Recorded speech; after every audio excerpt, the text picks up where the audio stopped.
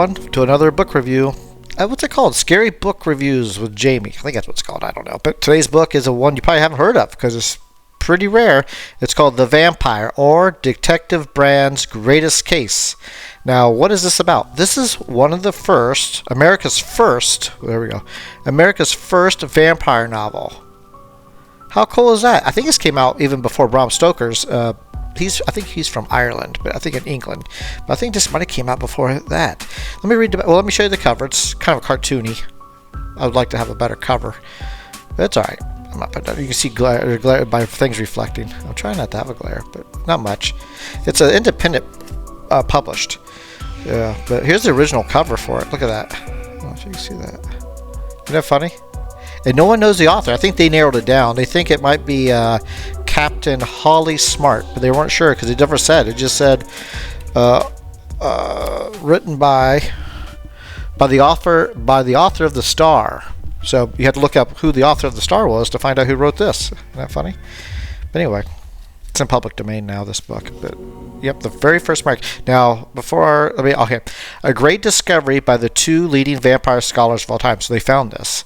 And it says, horror historians Gary and John present a long-lost slice of American literature. The Vampire is a detective dime novel that predates both Dracula and the first appearance of Sherlock Holmes.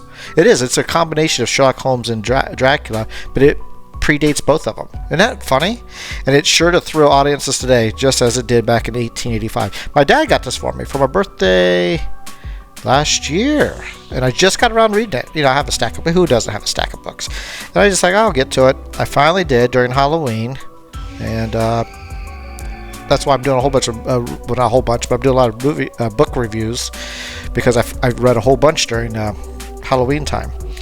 It says, Rhodes and Browning have unearthed a rare gem, certainly the vampire fans' mandatory next read. There are enough strange similarities to Bram Stoker's Dracula that I wonder if my great-granduncle read this tale on one of his theater tours in America. That's the great-grandnephew of Bram Stoker saying that. So he might have read it like, ooh, I want to write something like this. So this is if you're a Dracula fan like I am, which I am, I'm a huge Dracula. It's probably my favorite horror movie. It's the Bram Stoker's Dracula from the book and the movie. Even the Bela Lugosi one, the Francis Ford Coppola. I love all Dracula stuff. But that's not the point. The point is, how good is this book, Jamie?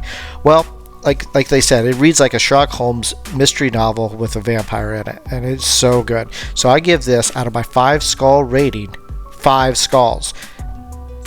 If you like that Victorian, which I do, I love Victorian stuff. If you love the Sherlock Holmes type, which I do, I love Sherlock Holmes. I might do some Sherlock Holmes book reviews, but I think everybody does about Sherlock Holmes.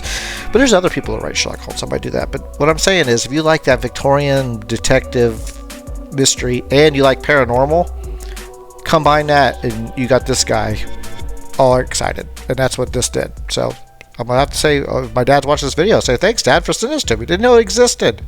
So, anyway, 5 skulls. All right, till next time, I have more book reviews coming, and don't forget to check out my website. I have books. I'm working on a big one right now. This one's, I think it's going to be a 240,000 word plus book. I mean, it's a really big book I'm working on, and hopefully having it done by summer. We'll see, because you know how editing goes. Editing, takes a while. Anyway, everybody, you have a great day. I'll have a great day, and I'll see you next time. Bye-bye.